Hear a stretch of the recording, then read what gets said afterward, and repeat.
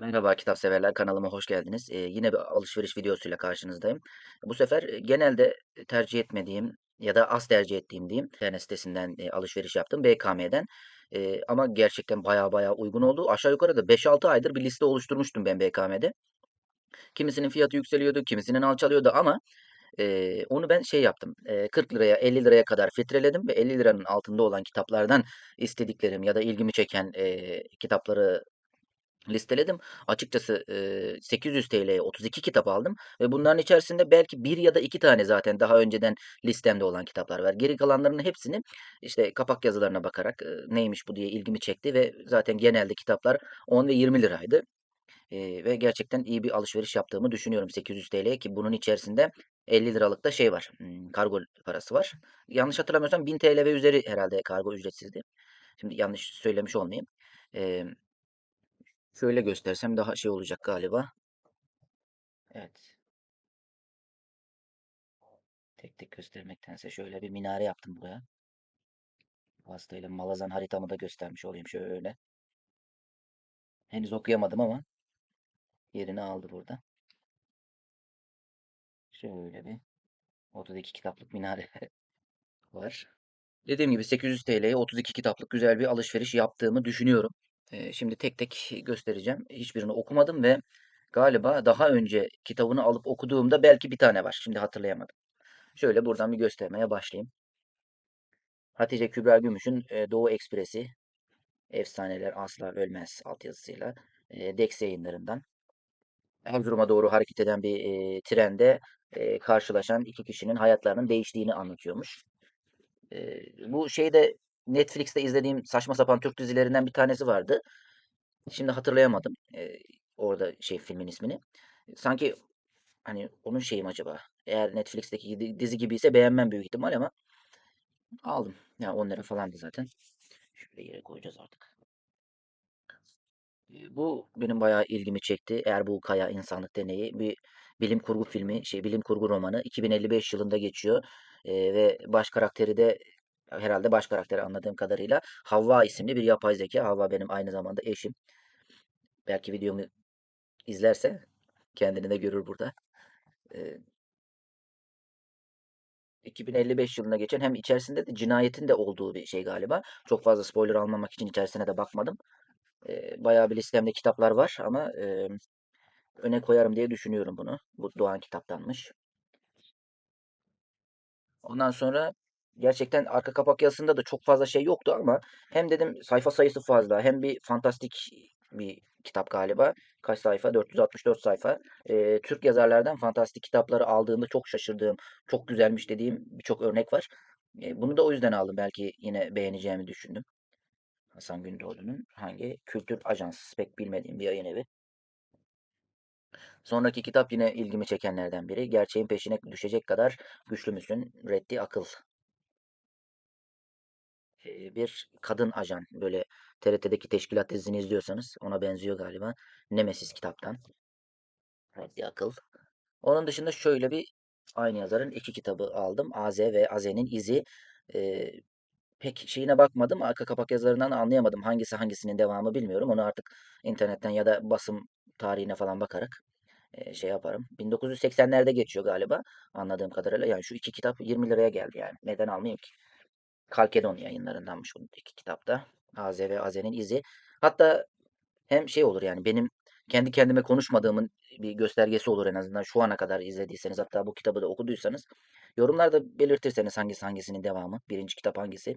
Büyük ihtimal şu Aze galiba birinci kitap. Aze'nin izi ikinci kitaptır. Yazarsanız sevinirim. Hem beni izlediğinizde öğrenmiş olurum yani. Onun dışında yine bir bilim kurgu, kıyamet sonrası bir kitap. Peperit'ten sonra Firari, Irmak Ülcan. Ve ben bu şeyi yeni gördüm. Dahan Külegeç yayınları. Dahan Külegeç yanlış hatırlamıyorsam bu Kavak Yelleri'ndeki arkadaştı galiba. Bakmadım ama herhalde onun yayın evi varmış galiba. Oradan çıkan bir kitap böyle ince.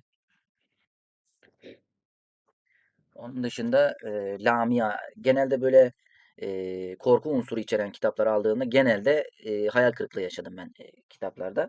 Ama bunu almamdaki en büyük sebep şöyle görünür mü bilmiyorum. Giovanni Scognamilo'nun arka kapak yazısında bu kitabı beğendiğine dair bir şey var. yazısı var. O yüzden ben de aldım. Orkide Ünsür bildiğim bir yazar değil. Lamia Kambağ. Hangi yayın? Altın Post Yayıncılık.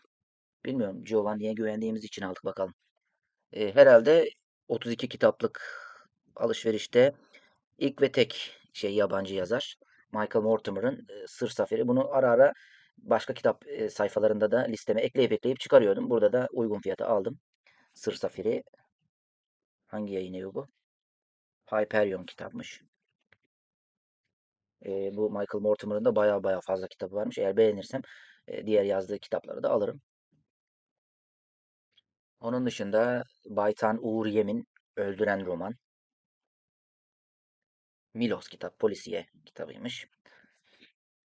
Sonra bir Azerbaycan yazarı Rami Fatih. Muhemma yayınlarından. Ha, özür diliyorum, bu o değil. Bu şeydi. Hatta bununla ilgili biraz şüphelerim de vardı. Çünkü bayağı 6-7 kitaplık böyle çizgi roman tarzında kısa kısa kitapları da var. Aslan ne bileyim işte Kapadokya'da, Aslan Konya'da, Aslan şurada, Aslan burada diye. Acaba bu kitap da biraz kalın diğerlerine göre. Herhalde onların toplamının olduğu bir kitap diye düşünüyorum. Burada da Sultan Alparslan'ın, bildiğimiz Sultan Alparslan'ın, tarihiyle ilgilenmeyenler bile işte 1071'i bilir. Ondan öncesini anlatan bir kitap. Hem bayağı kapakta şöyle gösterebilir miyim bilmiyorum ki. Bayağı bir güzel bir şey var şurada, kabartma var. Onun dışında Ozan Çağlar'dan Masat. Böyle kapakları seviyorum yani, güzel oluşturuyorlar. İşin aşkının önüne geçmeyecek. Bir polisiye roman yine. Hangi yayından? Altın Post Yayıncılık. Onun dışında yine listemde öne çekip okuyacağım kitaplardan biri. Hayyam'ın Yolu, yine bir polisiye. Hakan Karataş, Şartta Köle, Garp'ta Tacir. Tarihte geçen bir roman. Hayyam'ın Yolu bayağı güzel bir kapak yani. Azerbaycan, biraz önce Azerbaycan'dan dediğim buydu. Yunus Oğuz'un Avcı isimli kitabı. Azerbaycan Türkü bir yazar kardeşimiz Yunus Oğuz'un. Bu Ermenistan ve Azerbaycan arasındaki mücadelelerde büyük yararlılıklar göstermiş, büyük fedakarlıklar yapmış askerlerin hem bu Karabağ Savaşı'nda hem de öncesindeki olan olaylarını anlatmış bir roman olarak. Yine beğeneceğimi düşünüyorum. Ne yayınları? Çoban yayınları. Avcı. Yine bir bilim kurgu. Bu şeyi hatırlattı bana açıkçası. Yine Netflix'te izlemiştik, sonra iptal ettiler. Geri zekalılar. Tövbe ya. Yeni Kara Sıcak Kafayı hatırlattı bana. Belki hani romanını okumadım ama bu ona benzer olabilir. Ilgın Oğut'un yine aşağı yukarı 2-3 senedir diğer sitelerde de sürekli listeme girip çıkan kitaplardan, Dex Yayın Evi'nden Ilgın Oğut'un Neva kitabı. Pek gençlik kitaplarını, işte lise aşkları, üniversite aşkları, işte aşk üçgenlerinin olduğu Wattpad kitabı diyebileceğim kitapları, o konuları pek sevmiyorum. Yaşım itibariyle de sevmiyorum. Gerçi önceden de sevmezdim. Yani o tarz bir okuyucu olmadım hiç. Ama bu iyi bir, yorumlara baktığımda iyi bir aşk romanıymış galiba. Bakalım, okuyacağız. Kutsal Savaş, Çocuk Haçlılar, Derviş ve Fedai. Bu da yine tarihi bir roman. Bu aralar bayağı bir tarihi roman oldu elimde. Yani bayağı ince bir kapak yapmışlar. İnce sayfalar yapmışlar. İçindekiler döküldü. Alamut'ta geçen, o dönemi anlatan bir kitap. Ve kitabın şekline bayağı bir şaşırdım. İlk defa hani böyle yani cep kitapları şöyle olur genelde. Ondan da uzun. Değişik bir kitap. İçinde illüstrasyonlar var şu şekilde. Çizgi film gibi, animasyon gibi. Güzel çizimler var. Selim. Yavuz Sultan Selim'in ana kahraman olduğu fantastik bir seri hayalim var. Ufak tefek yazıyorum onu. Çok yavaş ilerliyor, o ayrı bir konu. Çünkü Selim konusunda e, genel hatlarıyla bilgim olsa da ayrıntılarını bilmediğimi fark ettim. Onunla ilgili bir şeyler yazmaya başladığımda ve onunla ilgili kitaplar almaya karar verdim. Bu adım da ilk olarak buydu. Bu hani büyük ihtimal hemen 10-15 gün içerisinde geçip okuyacağım bir kitap olacak. Bakalım, yani beğeneceğiz. Buralardan doneler toplayacağız. Başka araştırma kitapları da alacağım. Romanıma o şekilde devam edeceğim. Şimdilik kurgu olan yerleri yazıyorum. Detayları öğrendikçe tabii oralara serpiştireceğiz artık. Bayağı seveceğimi düşündüğüm, psikodelik mi diyorlar artık, cyberpunk bir kitap bu. Arşında Neron. Uzaylıların içinde olduğu bir kitaba benziyor. Bunu da beğeneceğim. Bu da yerel bir şey galiba. Yerel bir roman. Titus Tüneli'nin Dilek Feneri. Antakya'da geçen, işte Antakya'da buluşan arkadaşların başına gelen maceralar. Hem onların başına gelen olayları okuyacağız. Hem de bu Antakya'da Titus Tüneli varmış galiba. Ya da Dilek Feneri miydi neydi? Oraları anlatan bir kitap galiba. Çerçeve Yayınlarından. İnce bir kitap. Yine ilgimi çekti bu. İyi Şeytanın Hikayesi ve Melek Serumu. Okumak için açık fikirli, açık zihinli olmaya ihtiyaç vardır kesinlikle. Yani kendinizi kapatırsanız yani çoğu hikaye okuyamazsınız ki şu tarafta bakın. Mehmet Cural'ın Allah Benim, Enel Hak isimli kitabı var. Şimdi ona başladım. Enel Hak'ın Enel Hak diyorum. İsmini unuttum şimdi. Bir Enel Hak vakası var biliyorsunuz. Adamı asıyorlar sonra. Ee, Hatta derisini de yüzüyorlardı. Onunla ilgili bir kitap. Mesela Eee, kendinizi çok kasarsanız okuyamazsınız o kitabı. Bu kitabın yazarı da onu söylüyor. Burada benim anlatacağım şeyleri kapalı bir fikir ve kapalı bir zihinle okuyamazsınız diyor. Açık fikir, açık zihin lazım diyor. Hem bilim kurgu hem de işin içinde fantastik şeyler de var galiba. Okuyunca öğreneceğiz. Temis'in Ayak Sesi. Bu da bir polisiyeydi galiba yanlış hatırlamıyorsam. Hangi yayın evleriymiş bu? Karınca Yayın Evi. Bu yayın evlerinin çoğunu duymamıştım bile yani. Bir sürü yayın evi var. Onun dışında yine bu alışverişteki kalın kitaplardan biri. Telafi Dinçer Sayan. Burada da herhalde geçmişe dönüp bazı olayların değiştirildiği bir olay örgüsünü okuyacağız. Sokak Yayın Grubu. Onun dışında şöyle İpek Kobaner'den Göbekli Tepe'nin Gizemi var. Göbekli Tepe'de geçen bir macera. Siyah Kitap Yayın Evlerinden. Şöyle neyse söylemeyeceğim. Aklıma bir şey geldi de onu söylemeyeceğim. Bir şeyi bunu gördüğünüzde zaten aklınıza bir şeyler geliyor. Onunla ilgili bir kitap galiba bu da. Çamur Erdal Erşehin'in Elpis Yayınlarından. Bakalım. Anlamışsınızdır bu muhtemelen yani şunu görünce.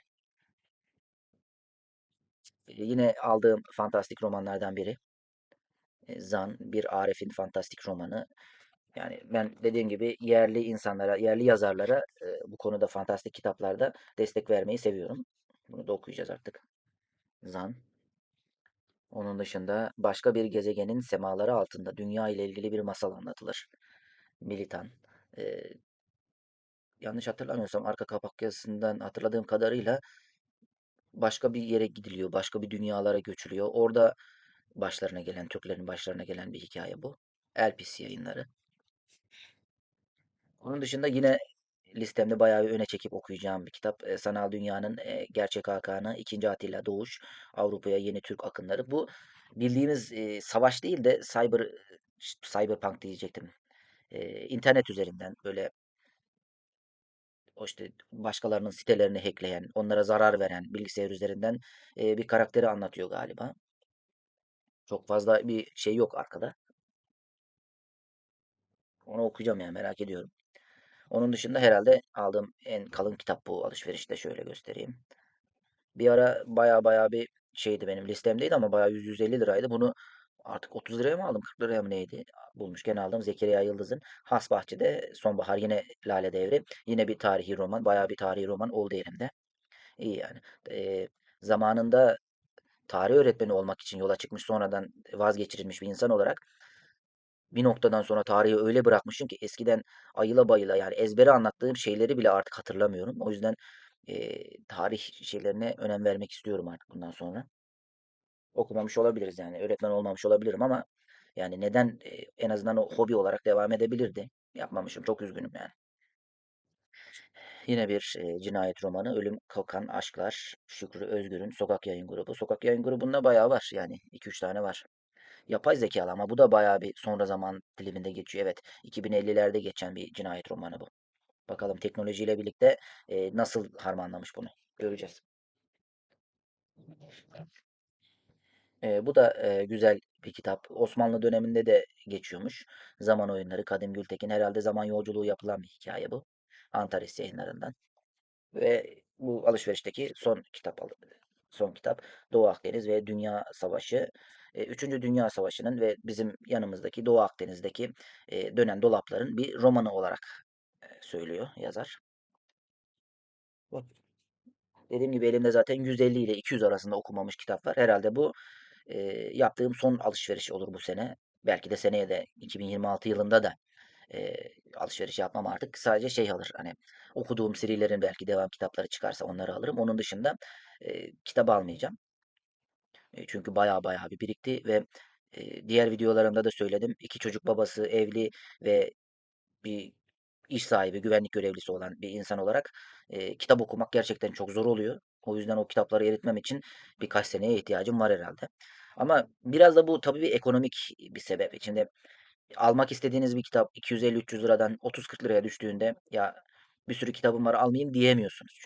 Yani kitap okuyanlar beni anlayacaktır. Video içerisinde de söyledim.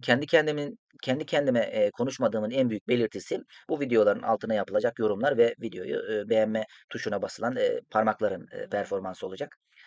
Eee, Beni buraya kadar dinlediyseniz ve kitaplarla ilgili içerikleri de izlemeyi seviyorsanız benim kanalımda da bunlar mevcut. Beni çok mutlu edersiniz abone olup videolarımı beğenirseniz. Bu kadar söyleyeceklerim. Kendinize iyi bakın. Kitap okumaktan asla ama asla vazgeçmeyin.